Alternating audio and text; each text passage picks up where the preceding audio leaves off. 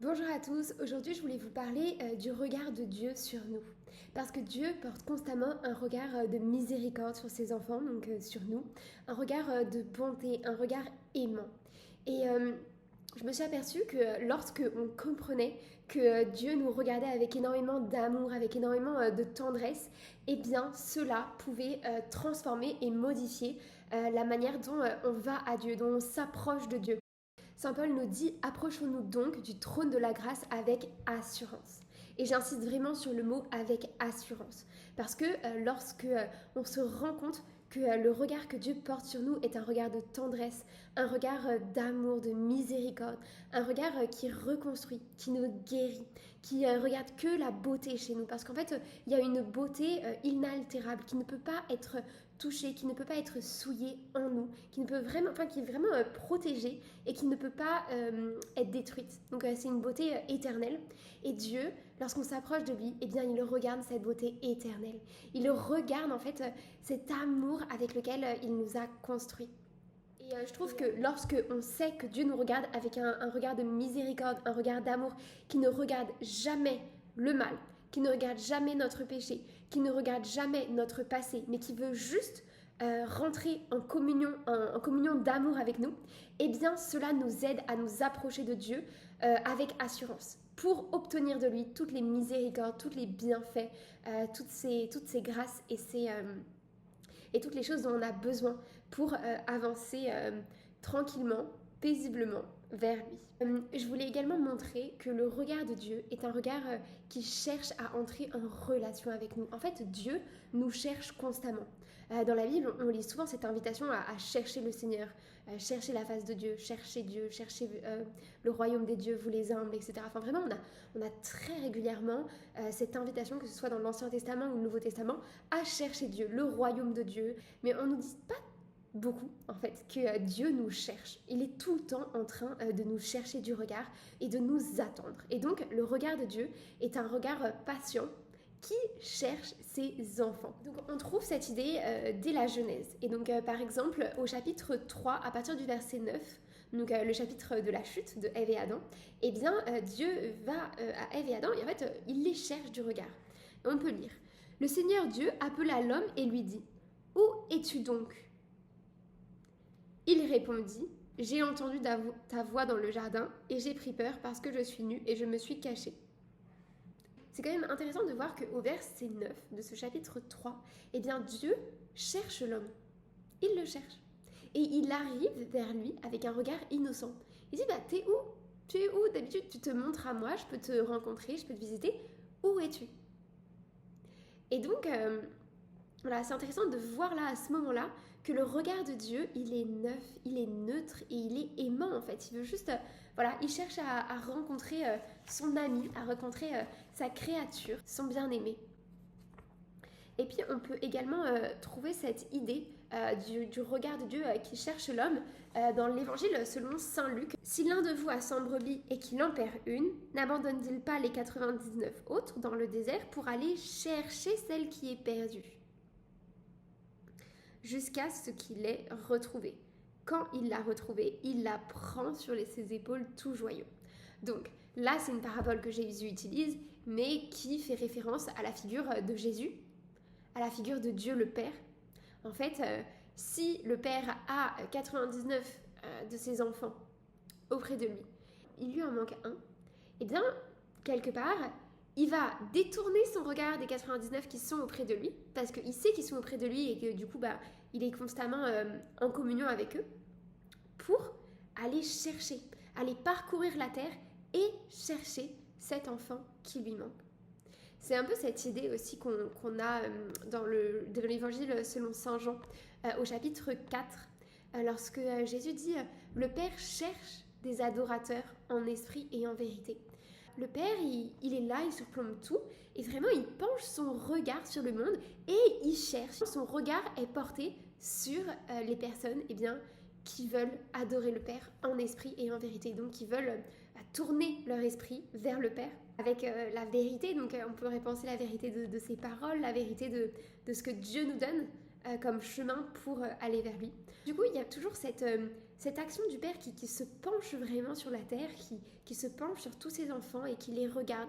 Et vraiment, il les cherche du regard. Donc en fait, le regard de Dieu sur nous, en plus d'être un regard de miséricorde, qui veut nous consoler, nous rassurer, nous reconstruire, nous prodiguer énormément d'amour, de bienfaits, bah, c'est également un regard qui nous cherche, un regard qui nous attend, qui attend ses enfants. Et donc, ce n'est pas du tout un regard qui va regarder le mal, la tâche sur la vie de ses enfants. Mais c'est vraiment le regard de quelqu'un qui va prendre plaisir à juste être en communication avec son enfant, qui va prendre plaisir dans la relation avec l'enfant, peu importe si l'enfant porte des péchés, des fardeaux, des tâches, des blessures. Dieu ne va pas regarder ça, mais il va regarder la beauté éternelle qu'il a placée en chacun de nous en fait, ce trésor magnifique qui ne peut pas être détruit. Et cette idée, eh bien, on la retrouve donc comme je vous l'ai lu dans le verset 9 de la Genèse, où on voit vraiment le regard de Dieu qui est neuf en fait. Dieu, il sait le mal, il sait le péché, et comme on le voit après, mais sauf qu'il va d'abord à l'homme sans regarder son péché. Il n'est pas écrit, le Seigneur cherchait l'homme qui avait péché pour le punir. Non, il cherche d'abord l'homme. Et puis il lui dit, mais qu'est-ce que tu as fait? Et on retrouve cela avec le deuxième grand péché de l'humanité, celui de Caïn. Et voilà ce qui est écrit. Donc c'est au chapitre 4 de la Genèse, au verset 9. Caïn se jeta sur son frère Abel et le tua. Le Seigneur dit à Caïn, où est ton frère Abel? Donc Dieu qui sait. Il sait tout. Il vient à Caïn déjà dans la relation. Il lui dit, il est où ton frère Abel? Donc il vient encore une fois avec un regard pur, un regard neuf, un regard innocent. Dieu n'est pas naïf, il sait tout, mais il est innocent, il est profondément bon. Et donc il ne va pas regarder le mal. Et ensuite, voilà ce que Caïn répond. Et c'est là que la fracture dans la relation, c'est Caïn qui empêche la relation. Et donc, là où Dieu est rejeté, Dieu ne reste pas, mais dit la vérité. Caïn répondit, je ne sais pas. Est-ce que moi, je suis le gardien de mon frère? Donc là, quelque part, Caïn lui dit, je sais pas, c'est pas mes affaires, et dans tous les cas, c'est pas mon rôle de m'occuper de lui. Donc en fait, il renvoie Dieu, il le rembarre en fait. C'est clairement ça qu'il nous dit, Caïn. Dans sa manière de parler, est-ce que moi je suis le gardien de mon frère? Ça veut un peu dire, c'est pas mes oignons, quoi, je m'en fiche. Donc, il s'autocoupe de la relation avec Dieu. Et c'est ainsi que Dieu va dire la vérité. Le Seigneur reprit, qu'as-tu fait? La voix du sang de ton frère crie de la terre vers moi. Donc encore une fois, Dieu dit, qu'as-tu fait? Il n'a pas regardé le mal, mais il demande à l'homme. C'est là que Dieu va lui donner en fait la conséquence de son péché. Parce que le péché de l'homme, déjà en fait, à la fois ça fracture l'homme en deux. C'est comme si ça divisait l'homme en deux. Mais la conséquence la plus forte, c'est que ça divise l'homme de Dieu. Ça coupe en fait, ça met une barrière, une coupure du coup entre l'homme et Dieu. Et c'est ça que Dieu nous donne ensuite de manière vrai. Il écrit au verset 11, « Maintenant donc, sois maudit. » Oui, parce que toute bénédiction nous vient de Dieu. Donc lorsqu'on est coupé de Dieu, il y a la malédiction. « Et chassé loin de cette terre qui a ouvert la bouche pour boire le sang de ton frère. » Et donc, là, c'était une terre qui était bienfaisante, qui était bonne, qui donnait à l'homme tout ce dont il avait besoin, sans effort. Et donc là, Dieu dit, eh bien, tu es chassé de cette terre qui te donnait du fruit. Tu auras beau cultiver la terre, elle ne produira plus rien pour toi. Tu seras un errant, un vagabond sur la terre. Donc là, Dieu lui dit, eh bien, la terre ne te donnera plus ce dont tu as besoin.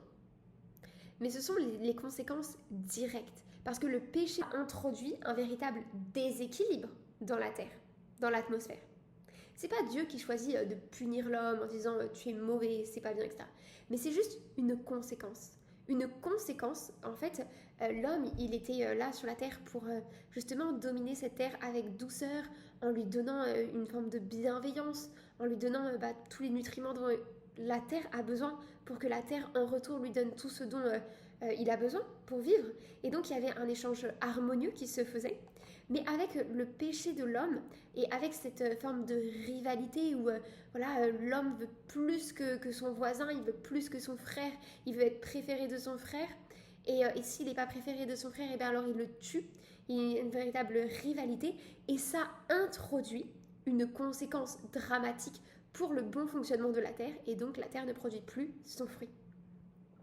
Mais c'est comme si c'était une conséquence comme immédiate, parce que ça introduit un chaos dans un lieu qui n'avait que de l'harmonie et où tout était dans des relations d'interdépendance harmonieuse.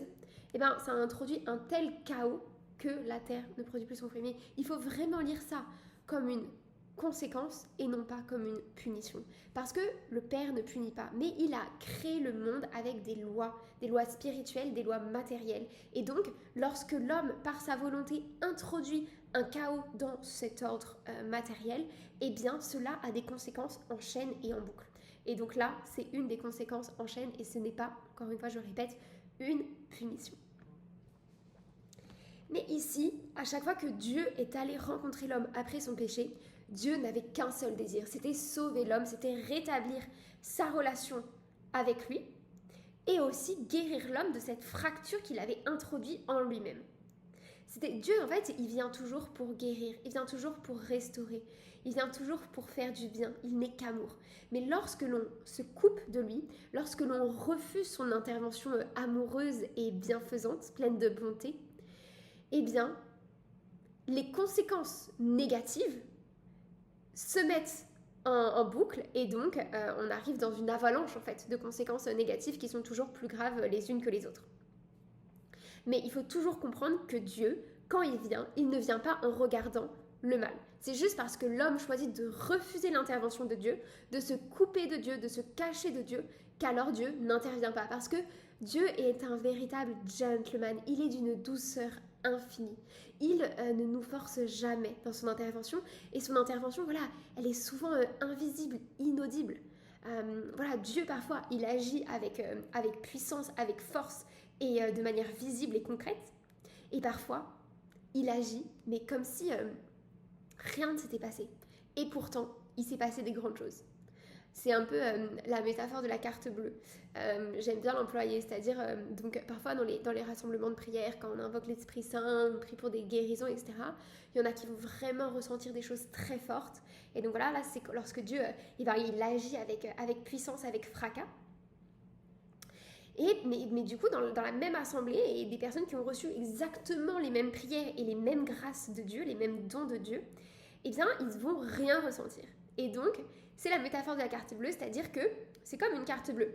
On nous a fait un virement, donc on nous a mis 1000 euros sur notre carte. Ben, la carte, c'est la même, hein. Elle n'est pas plus lourde, elle n'est pas devenue resplendissante de lumière, on n'a pas entendu un il y a de l'argent sur le compte. Non, on n'a rien entendu, elle n'a rien changé, c'est toujours la même carte, la même forme, etc. Et pourtant, dès que je vais au distributeur, je peux retirer beaucoup d'argent, ou si je vais dans un commerce, je peux payer des choses très chères. C'est pareil en fait, avec la grâce de Dieu, qu'on ressente beaucoup ou qu'on ressente rien, la grâce a été donnée, mais c'est juste on s'en rend compte au moment où on veut aller se servir des dons que Dieu nous a donnés.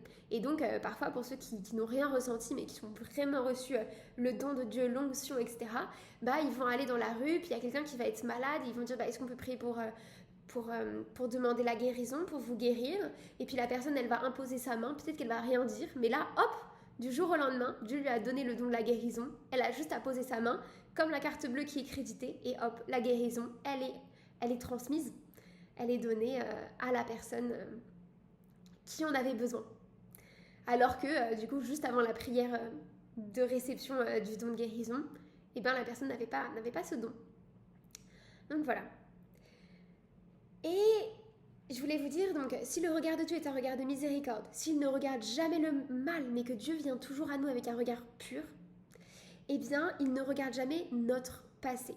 Vous savez, Dieu ne regarde jamais un passé décadent, qui a pu être destructeur, qui a pu être nocif. Mais il regarde les projets de paix et de bonheur qu'il a pour nous et pour la personne en particulier.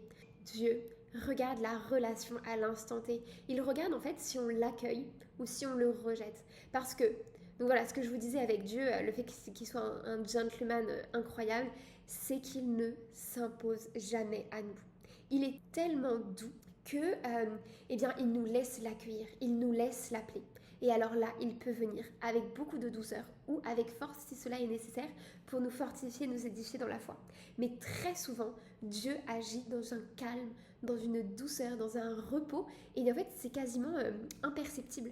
Et pourtant, son action est bel et bien là. Et donc la Bible nous montre que Dieu cherche à avoir une relation avec nous. Tout à l'heure, je vous ai lu dans le chapitre 15 de l'Évangile selon saint Luc, le verset 5. Mais si on regarde un petit peu plus loin, au verset 21, l'épisode de l'enfant prodige. Donc en fait, c'est l'enfant qui avait demandé à Dieu de lui donner toute la richesse qui lui appartenait, toute sa fortune. Et puis il était parti dilapider cet héritage de son père dans de la débauche. Il se retrouve sans argent, il meurt de faim, et il se dit, mais en fait, les ouvriers de mon père, ils sont mieux, ils sont dans des situations qui sont meilleures que les miennes. Donc il revient à son père. Et là, c'est ça qui est écrit et qui est magnifique. Il se leva et s'en alla vers son père. Comme il était encore loin, son père l'aperçut et fut saisi de compassion. Donc en fait, il est encore très loin, mais son père l'aperçoit. Alors là, on peut se dire, mais comment c'est possible que son père l'aperçoive alors qu'il est très très loin? C'est parce qu'en fait, son père, il attend le retour de son fils. Donc il regarde à la fenêtre, il voit son fils au loin, il le discerne et il est saisi de compassion. Il le regarde avec un regard de compassion. Lui qui avait vraiment fait le mal. Il le regarde avec un regard de compassion et il l'accueille, mais les bras ouverts. Il courut se jeter à son cou et le couvrit de baisers. C'est comme ça que Dieu nous accueille. Il nous attend. Il est tout le temps en train de nous attendre. Il nous cherche du regard. Son regard est plein d'amour. Il cherche ses enfants. Et ensuite, dès qu'il voit un de ses enfants revenir à lui, il est pris de compassion. Il court et il l'embrasse. Il l'accueille les bras ouverts. Il le couvre de baisers. Il l'accueille avec son amour. Il l'accueille avec sa miséricorde. Et ensuite, le Père dit à ses serviteurs, « Vite, apportez le plus beau vêtement pour l'habiller. Mettez-lui une bague au doigt et des sandales aux pieds. Allez chercher le veau gras. Tuez-le, mangeons et festoyons, car mon fils que voilà, il était mort. Et il est revenu à la vie. Il est perdu et il est retrouvé. » Eh bien voilà comment Dieu nous regarde. Il nous regarde comme un trésor. Qu'il a envie d'habiller encore plus, habiller de choses somptueuses, d'habits magnifiques, glorieux. Il veut faire la fête avec nous. Il veut nous donner les meilleurs aliments à manger. Il veut nous procurer les plus grands bienfaits.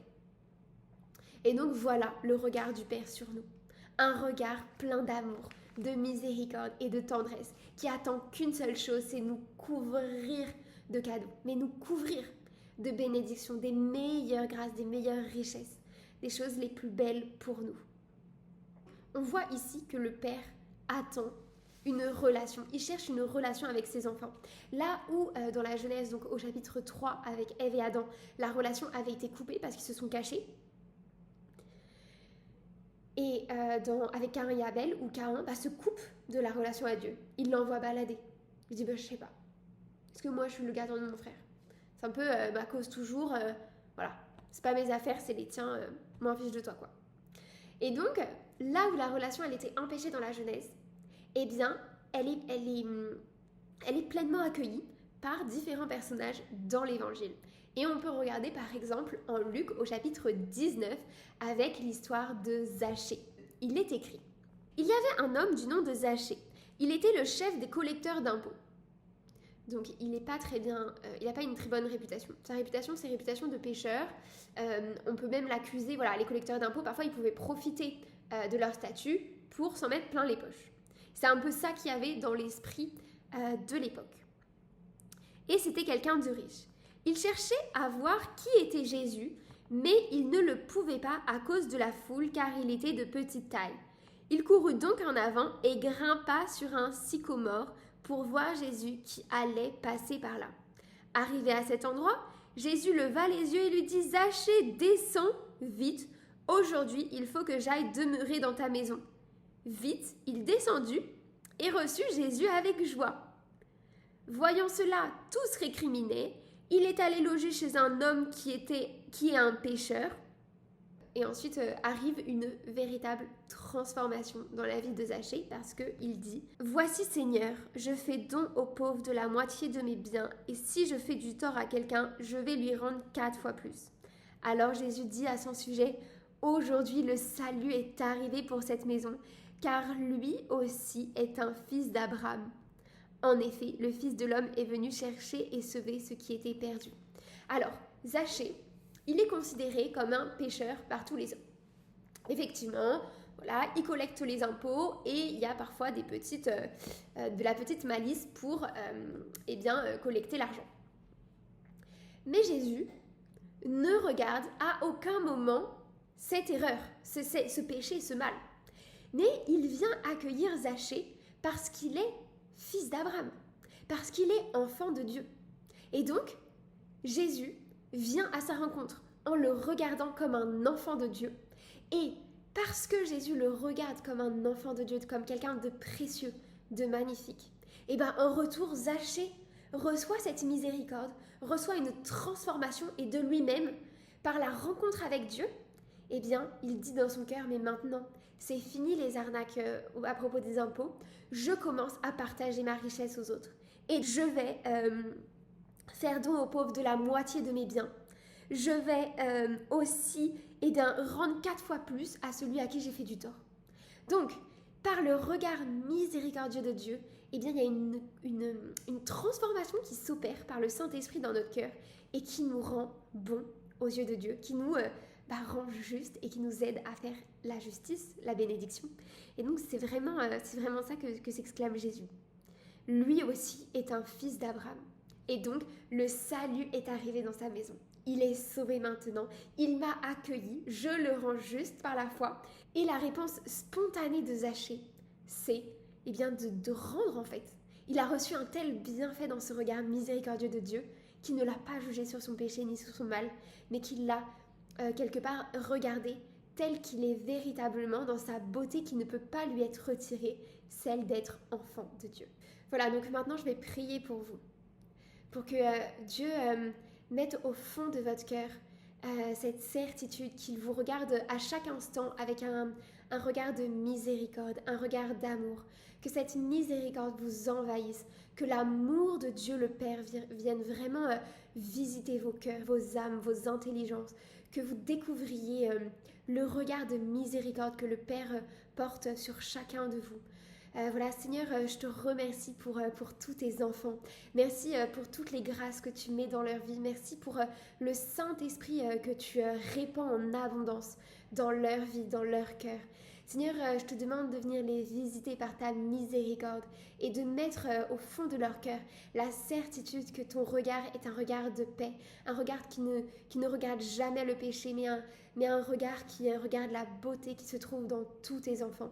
Père, voilà, je te demande aussi de mettre la certitude et cette connaissance aussi que tu es un Dieu qui efface le péché, qui a fait une paix éternelle en Jésus-Christ, qui a tout accompli pour nous et qui nous donne une éternité de délices. Amen, Seigneur, merci pour tout ce que tu fais. Sois glorifié par tous tes enfants. Eh bien, je vous dis à bientôt sur la chaîne Les Semeurs.